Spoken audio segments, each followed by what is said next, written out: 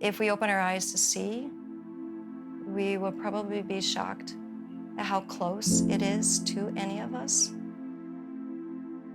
My name is Annie Dieselberg, and I am the founding CEO of NightLight International.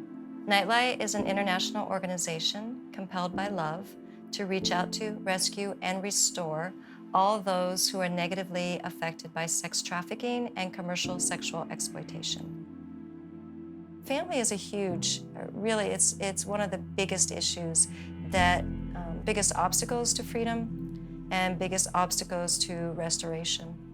Oftentimes it's the family where the root issues begin. Because so much of what happens in human trafficking begins with the childhood.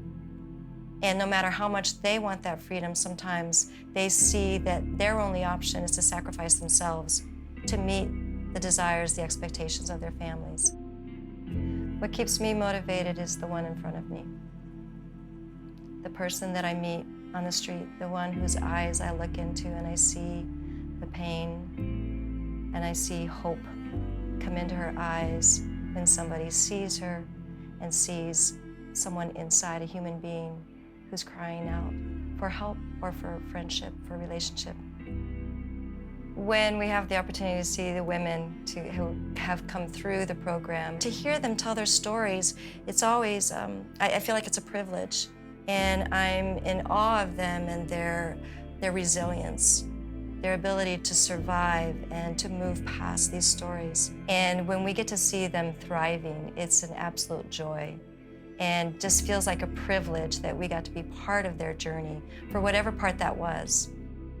I think committing is one of the key ways to fight this whole thing, to make a difference. Because there are a lot of people around the world who jump in and do something one time. But for organizations like ours and those we partner with, we need people who will commit long term, because real change doesn't happen overnight.